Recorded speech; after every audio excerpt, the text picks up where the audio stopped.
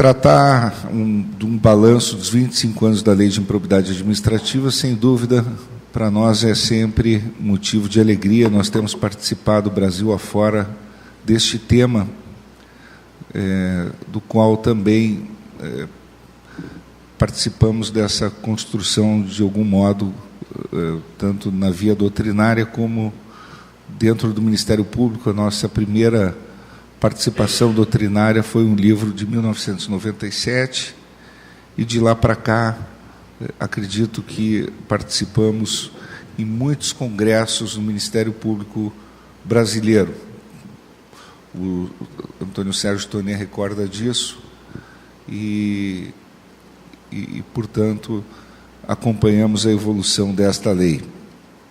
Mas, fundamentalmente, me parece que, num primeiro momento, é essencial resgatarmos aqui nestas reflexões, à luz do que se delineou como sendo a natureza jurídica mesmo da improbidade administrativa, na perspectiva do Superior Tribunal de Justiça, até porque o Supremo Tribunal Federal ainda não sedimentou este tema com clareza. Mas o Superior Tribunal de Justiça, sim, ele já pacificou o entendimento sobre a natureza jurídica da improbidade administrativa. E, a partir da natureza jurídica da improbidade administrativa, o que se pode extrair é uma série de consequências importantes que talvez embasem e permitam compreender todas essas teses que estão sendo discutidas, tanto pelo próprio Superior Tribunal de Justiça, quanto pela doutrina. E o que é, então, o regime jurídico aplicável a esta matéria? Qual é, enfim, a natureza jurídica da improbidade administrativa? Qual é o conceito? Qual é esse direito aplicável à improbidade administrativa? O que se pode perceber, doutrinariamente, nós, lá em 1999, formulamos no Brasil, mas a partir de um artigo lançado na Revista de Administração Pública, sob a orientação do professor Eduardo Garcia Genterria, na Espanha, um conceito de sanção administrativa, conceito novo de sanção administrativa no Brasil. E esse conceito de sanção administrativa, ele, de algum modo, também inovou no direito administrativo, porque ele rompeu aquela clássica visão de que a sanção administrativa dependeria do elemento imprescindível da figura da administração pública no polo, digamos, da relação do sujeito ativo na aplicação da própria sanção. Nós recordamos que o conceito clássico de direito administrativo, o conceito estatutário de direito administrativo, como Oswaldo Aranha Bandeira de Mello, entre outros tantos clássicos administrativos abordavam, contemplava o direito administrativo como uma espécie de direito adjetivo, um direito estatutário, um direito que regulava a atividade da administração pública. E assim se contrapunha este direito administrativo ao direito, como o mesmo Oswaldo Aranha Bandeira de Mello dizia, ao direito judiciário. Ele, inclusive, comparava: o direito administrativo é o direito processual da administração pública. Ele regula a atividade da administração pública, que pode ter debaixo de si, ou digamos, tratando como substância diversas outras matérias, como o direito sanitário, enfim, direito da saúde pública, o direito que trate dos tributos, enfim. E ele, direito administrativo, é o direito que regula a atividade processual, procedimental da administração pública. E o direito judiciário era o direito que tratava da atividade do Poder Judiciário. De algum modo, esse conceito também predominou sempre na doutrina brasileira, ao ponto de se dizer: a sanção é a atividade realizada pela administração pública, A sanção administrativa é a atividade da pretensão punitiva desencadeada pela administração pública. Nós rompemos esse conceito com um artigo em 1999 e que deu base ao nosso trabalho chamado Direito Administrativo Sancionador, e que também trouxe outras inovações. Foi a primeira obra monográfica no Brasil com esta nomenclatura e a primeira disciplina também fundada no Brasil nos cursos de mestrado e doutorado na Universidade Federal do Rio Grande do Sul com esta designação, né? Princípios de Direito Administrativo Sancionador. Pois bem, aí, com isto, nós mostramos que o direito administrativo sancionador, ou direito administrativo, para dizer a verdade, para além desta dimensão processual, ele tem também uma dimensão material, um direito substantivo e processual, porque regula a atividade da administração pública, mas também, especialmente em determinados âmbitos, bens jurídicos constitucionalmente regulados, como os deveres públicos, o chamado direito à função pública, ele tem uma dimensão substantiva. E com isso nós mostramos lá, por exemplo, no âmbito da questão da teoria da probidade administrativa, onde o direito administrativo incide diretamente na Lei 8.429 para regular mais do que a atividade da própria administração pública, porque não é a administração pública legitimada a aplicar a Lei 8.429, de 92, e sim o Poder Judiciário, mas ele materialmente define os tipos sancionadores e define as sanções. Então, começa por aí uma reflexão sobre a natureza jurídica dos ilícitos e das sanções. E isso no meio de uma certa polêmica sobre natureza jurídica que se instalava à época. Havia aí uma discussão em que Gilmar Mendes, Arnold Valdes lançavam um artigo dizendo qual a natureza jurídica da lei de improbidade. Ambos sustentavam que era natureza quase penal, mas não sabiam que natureza era essa. Outros diziam direito penal administrativo. Outros diziam que era direito penal mesmo. E essa tese do direito penal permeou um debate que trouxe para o âmbito dos crimes de responsabilidade lá no Supremo Tribunal Federal, tentando trazer à baila a tese da absorção da lei de improbidade para o campo dos crimes de responsabilidade, fazendo com que esta lei fosse talvez absorvida pela lei dos crimes de responsabilidade. Pois bem, nós sustentamos então a tese de que não era direito penal, a tese de que o direito penal administrativo, aliás, recordando a doutrina de Zanobini, entre outros, que esta tese do direito penal administrativo foi superada ainda no século XIX, na Europa, e que a partir do século XX foi absorvida pelo direito administrativo sancionador, que evoluiu ao longo do século XX, e que a tese do direito penal administrativo ficou completamente ultrapassada. E que, em verdade, o direito administrativo sancionador era que cuidava da lei de improbidade. Isso chocou um pouco a doutrina, de algum modo, porque não entenderam, não compreenderam, custaram muito a compreender essa ideia, porque era uma situação de perplexidade. Como assim as sanções da lei de improbidade seriam sanções administrativas, são sanções judiciais? Mas havia uma confusão aí sobre categorias, muito grave, porque como se fosse o direito judicial um ramo do direito. E aí já entra também uma confusão sobre categorias do direito. E nisso um debate com Emerson Garcia, que é um membro do Ministério Público do Estado do Rio de Janeiro, que se dedicou a estudar também improbidade administrativa, mestre, doutor em Portugal, e ele, certa feita, disse, não, aqui nós estamos falando de direito judicial, não de direito administrativo, mas eu busquei alertá-lo de que o direito judicial não é um ramo do direito, propriamente dito. Nós temos que tentar entender que, embora tenha sido considerado em determinado momento histórico o direito judicial uma espécie de embrião, né, do chamado direito judiciário, o embrião do direito processual, do chamado hoje direito processual civil, do direito judiciário, Logo, ele evoluiu para direito judiciário, direito processual civil, e esse direito se especializou depois em direito processual civil, direito processual penal, e talvez até se ramifique depois para outras especializações, como direito processual administrativo.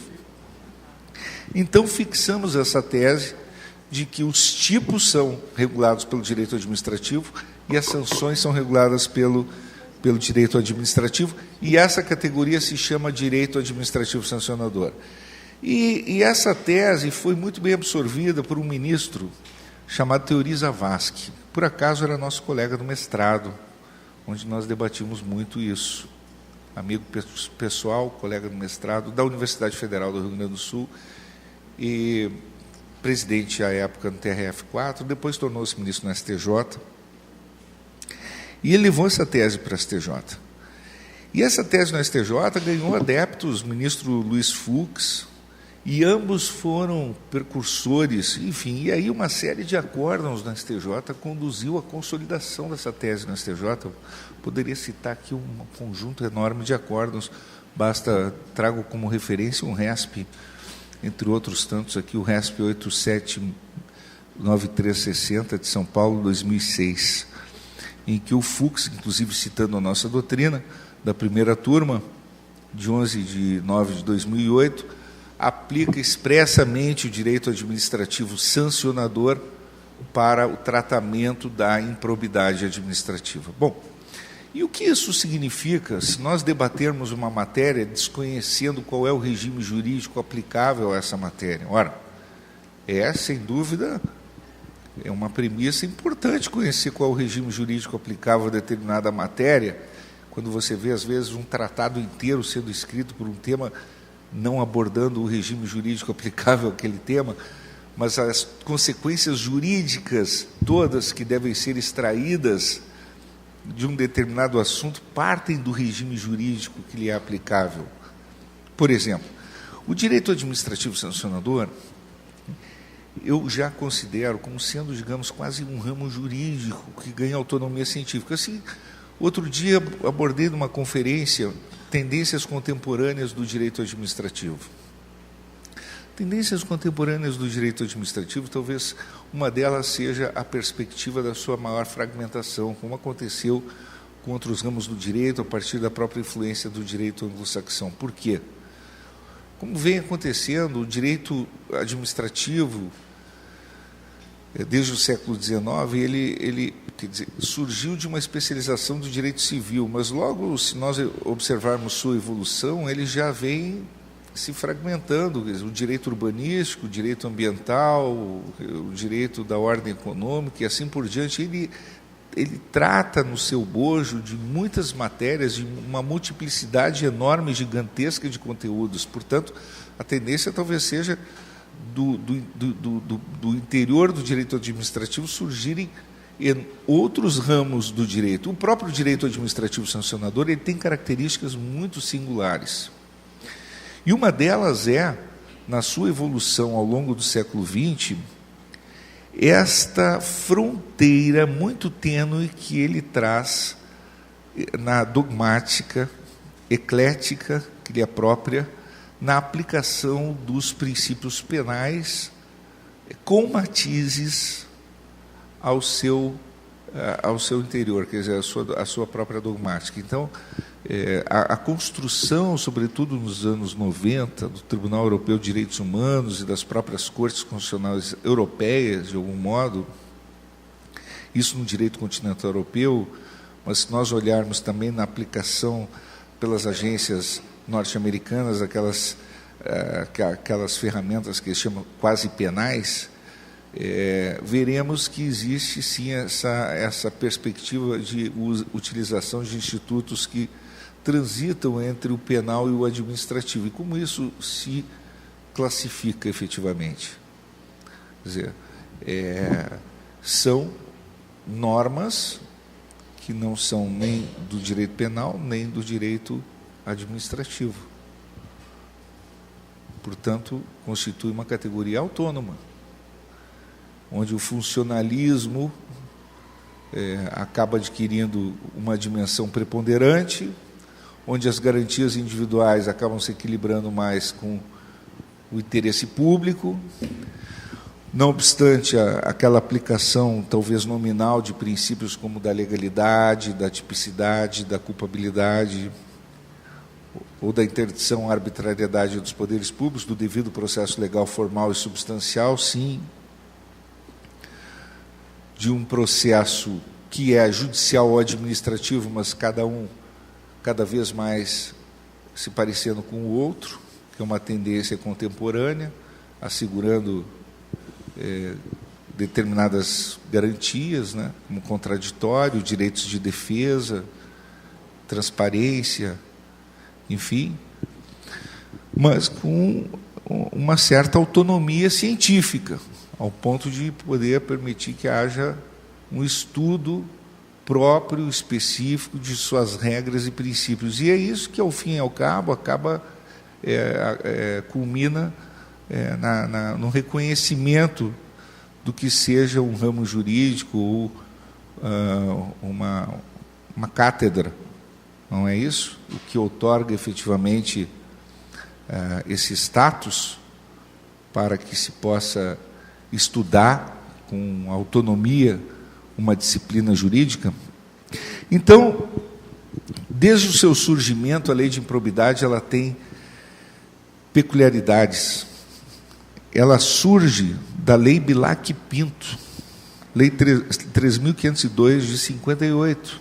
A fonte de inspiração primária da Lei de Improbidade, 8.429/92, é muito interessante porque é um código de conduta que foi, digamos, modelado sob os auspícios de uma referência norte-americana. Bilac Pinto buscou nos Estados Unidos uma espécie de um código de conduta para coibir o enriquecimento ilícito, mas sem uma coercitividade maior, porque havia apenas ali a perspectiva de reparação ao erário, que era, e nós sabemos, uma restituição que sequer pode ser conceituada como sanção, porque simplesmente a restituição é o estágio anterior, não é considerada sanção, tanto isso que acaba gerando o debate sobre tanto a prescritibilidade quanto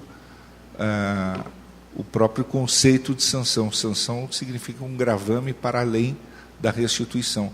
Hoje se considera que a perspectiva da restituição está mais para o âmbito de incidência dos princípios da responsabilidade civil do que propriamente do direito sancionador. E esse código de conduta, que era de inspiração norte-americana, que era a Lei Bilac Pinto, se transforma, na verdade, no referencial da Lei de Improbidade Administrativa, que adquire uma robustez maior, com penalidades muito mais severas, por influência, sim, no Congresso Nacional, de um lobby, digamos, do próprio Ministério Público. Muito interessante isso, aconteceu em plena crise do governo Fernando Collor de Mello. E aí surge essa lei sancionada por Fernando Collor de Mello, a Lei de Improbidade Administrativa, que deu, efetivamente, esse enigma, uma lei que veio sem caráter penal e sem se saber exatamente que natureza ela tinha, aplicada por juízes de varas cíveis, no âmbito de uma ação civil pública, com medidas cautelares drásticas, sem prerrogativa de foro, e a ser lapidada ao longo do tempo, com tipos abertos, como são próprios dos códigos de conduta do direito norte-americano, e a exigir, portanto, uma construção jurisprudencial e doutrinária que lhe emprestasse densidade normativa, que alcançou a partir da jurisprudência, posteriormente, e, ao mesmo tempo, um conjunto de garantias que outorgasse segurança jurídica. E, ao reconhecermos um regime jurídico e uma natureza jurídica para esta lei, o que acontece? isso possibilita maior segurança jurídica. Por quê? O direito administrativo sancionador já tem uma história de pelo menos desde o final do século XIX na Europa, e uma evolução ao longo de todo o século XX, que lhe viabilizou uma compreensão sobre a incidência por simetria dos princípios penais ao âmbito do direito administrativo e a construção de um autêntico ramo do direito. Isso deu ao STJ o status de uma corte construtora dessa quantidade de teses que a professora Maria Silvia de Pietro acabou de referir, e de uma densidade normativa para a lei de improbidade administrativa. O que significa que hoje a lei tem sido aplicada de modo mais coerente. Por exemplo, em relação à aplicação de tipos abertos, em relação à necessidade da chamada individualização das condutas, ou a chamada tipicidade em concreto, que é uma necessidade inarredável, tanto do direito penal quanto do direito administrativo sancionador, que há uma controlabilidade judiciária sobre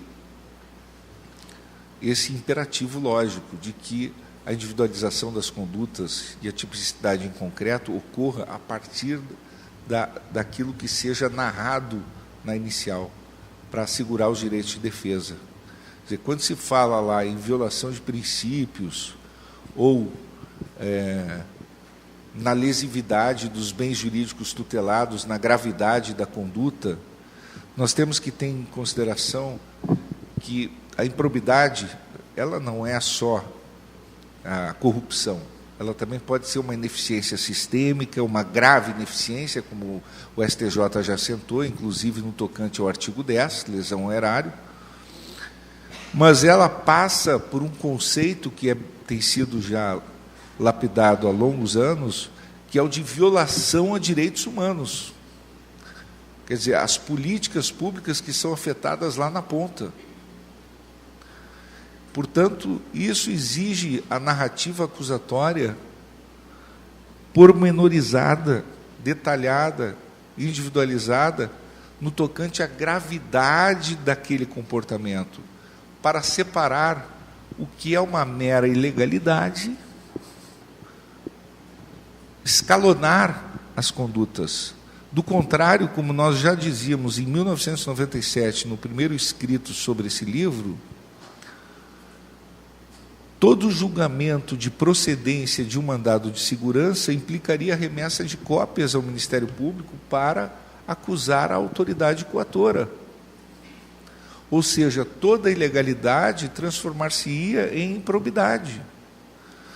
Se não houver uma tipicidade em concreto devidamente pormenorizada na acusatória, na peça incoativa, nós teríamos que presumir como improbidade todo o julgamento de procedência de um mandado de segurança. Por quê? Porque ali se reconheceu que houve uma autoridade coatora, um abuso de poder. Ou nós teríamos que também, e vejam, isso não é uma descoberta de agora, nós escrevemos isso em 1997. Nós teremos que confundir e absorver na lei de improbidade categorias típicas do direito administrativo, como o desvio de poder, o excesso de poder, o desvio de finalidade, ou toda a categoria das nulidades dos atos administrativos. E tudo isso seria necessariamente absorvido pela lei de improbidade. Ora, a lei, ela é necessariamente distinta, não só para perquirir o elemento subjetivo, mas também para dimensionar as consequências das condutas, a lesividade do ato e aquilo em que ele afeta direitos fundamentais. No tocante ao artigo 10 e ao paralelo que se deve fazer com o direito penal. E Quanto aos tipos abertos, o seu fechamento se dá naquilo que chamamos tipicidade em concreto, que é a descrição da conduta proibida na peça acusatória, em conformidade com a jurisprudência. Porque aquela velha distinção que na teoria do direito se faz entre texto e norma. O texto é aquilo que está em abstrato na legislação produzida pelo poder congressual. Mas a norma é o que é produzido pela jurisprudência. Não por outra razão, hoje, quer dizer, para se conhecer o que é o direito real, que é o sistema normativo, é necessário buscar a referência na jurisprudência e não apenas no direito legislado. Daí a importância das acusações estarem lastreadas na jurisprudência e não na interpretação meramente subjetiva dos acusadores. E isso faz com que haja a exigência de unidade de atuação do Ministério Público, que é o principal protagonista dessa ação de improbidade, mas também dos demais colegitimados, em observância a princípio hierárquico. No caso do Ministério Público, há uma tensão evidente entre o princípio da unidade e o princípio da independência funcional. A independência funcional não pode ser compreendida fora da unidade da instituição. A independência não pode traduzir o subjetivismo desenfreado de cada membro da instituição, porque, do contrário, teríamos quantos milhares de ministérios públicos no Brasil. E é necessário ter, na verdade, segurança jurídica na atuação institucional e na interpretação do ordenamento jurídico. Outro ponto fundamental é que as ações, inclusive pela interpretação que se faz das causas de rejeição, tanto das ações de improbidade quanto também das ações penais hoje em dia, e a partir do que se assentou pelo Supremo Tribunal Federal, legitimando o poder investigatório do Ministério Público e de outras instituições, é a inarredável exigência de que os processos acusatórios, os processos punitivos, as ações, estejam dotadas de forte plausibilidade na sua pretensão punitiva. Já não se pode mais admitir ações calcadas em leves indícios. O conceito de justa causa substancial deve estar harmonizado com aquilo que se identifica como os efeitos deletérios de um processo. O processo por si só é uma penalidade. Se nós olharmos o direito anglo-saxão, a relação custo-benefício mesmo de movimentar a máquina judiciária não pode ser compreendida como um capricho do acusador, sobretudo considerando que ele detém o poder investigatório amplo e restrito. Incompreensível, por exemplo, recente decisão do Supremo Tribunal Federal, que recebeu uma denúncia contra um senador da República após 7 anos de investigação exaustiva do Procurador-Geral da República, que ofereceu a denúncia e os ministros, ao receberem a denúncia, diziam que estavam recebendo aquela peça acusatória mesmo com base em leves indícios. Esse conceito está absolutamente defasado no século XXI. Receber uma denúncia ou uma ação de improbidade com base em leves indícios, quando os agentes públicos, os agentes políticos do Estado dispõem de poder investigatório para exaurir a investigação. Qual é a perspectiva de apurar novos elementos em juízo, quando se tem um instrumental qualificadíssimo para aprofundar as investigações? É o processo causador de danos reputacionais irreversíveis.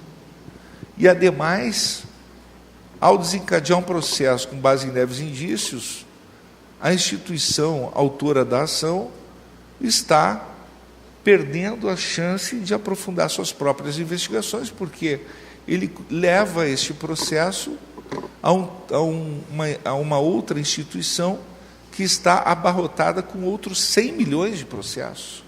Portanto, é um paradoxo absurdo.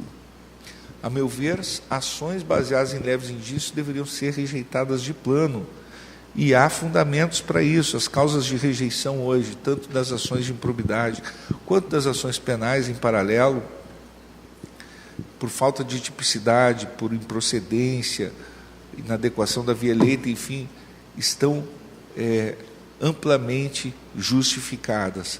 Hoje, o desencadeamento de uma ação deve estar fundamentado na perspectiva concreta de plausibilidade, nas chances reais de êxito.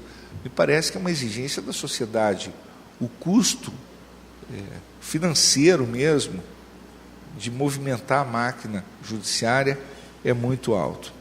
Finalmente, eu gostaria também de lançar uma reflexão sobre um instrumental que já dispomos hoje no Brasil para responsabilizar também os fiscalizadores.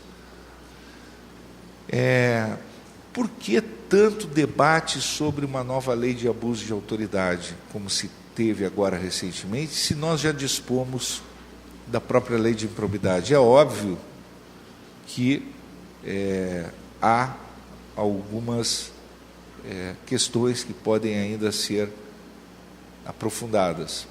Mas eu recordo que em 2004 eu escrevi um artigo sobre improbidade dos fiscalizadores. E eu creio que é do interesse das próprias instituições, da AGU, do Ministério Público, enfim, e de tantas outras, aprofundar essa reflexão sobre a depuração interna, sobre o aprofundamento das investigações, da responsabilização de seus próprios membros, por abuso de poder, por desvio de finalidade, por corrupção, por ineficiências. Nós estamos passando por um momento ímpar no país, em que se vem depurando a classe política. E é fundamental que essas depurações atinjam também todas as instituições, todas, inclusive as próprias fiscalizadoras. Isso é essencial, para que não paire nenhuma dúvida sobre qualquer viés corporativista de qualquer natureza. E, no tocante ao desvio de finalidade, ao desvio de poder no manejo de ferramentas investigatórias ou mesmo de ações, de perseguições, enfim, de qualquer forma de arbitrariedade, me parece que é uma tendência que se deva visualizar no horizonte para que haja um equilíbrio igualmente entre os poderes. E isso foi uma reflexão que eu quero aqui relembrar, feita ainda em 2004. Por quê? Qualquer deterioração no Estado Democrático de Direito que implique perda de legitimidade das instituições é nefasto e é deletério. E, portanto, os instrumentos republicanos que nós dispomos são muito importantes. Vale recordar que o juiz Baltasar Garzón, que foi um ícone do combate à corrupção na Espanha, ele foi expulso da magistratura porque ele interceptou advogados indevidamente conversando com seus clientes, e ele foi punido pelo Conselho da Magistratura do seu país.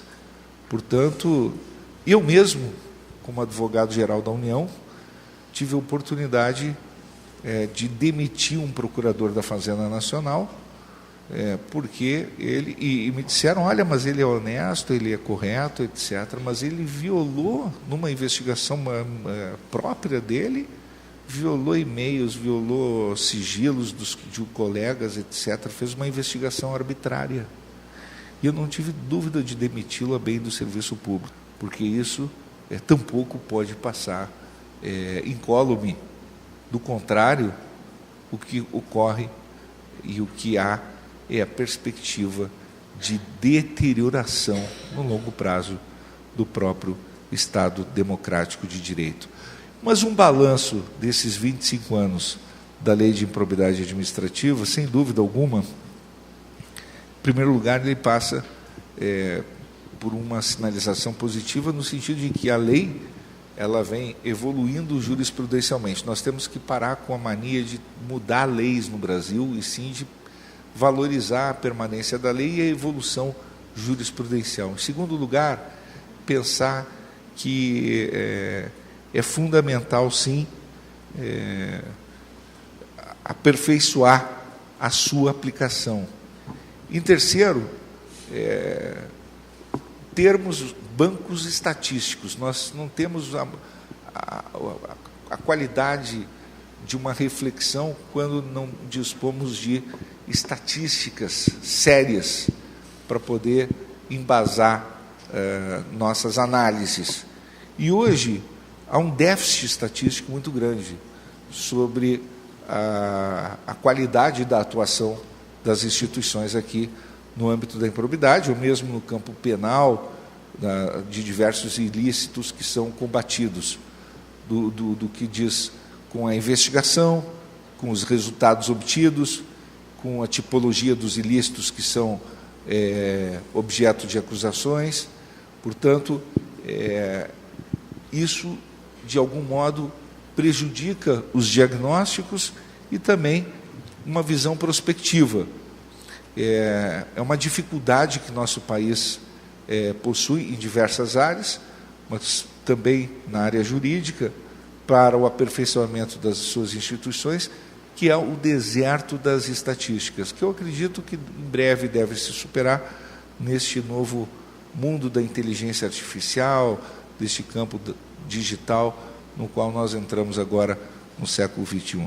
São minhas breves reflexões, que eu tenho a honra de compartilhar nesta mesa tão qualificada, com Antônio Sérgio Tonet presidindo, com a professora Maria Silvia de Pietro, dando a honra de estar aqui, agora ouvindo e assistindo também a minha conferência, o que aumentou enormemente a minha responsabilidade, e com essa assistência tão qualificada. Muito obrigado a todos.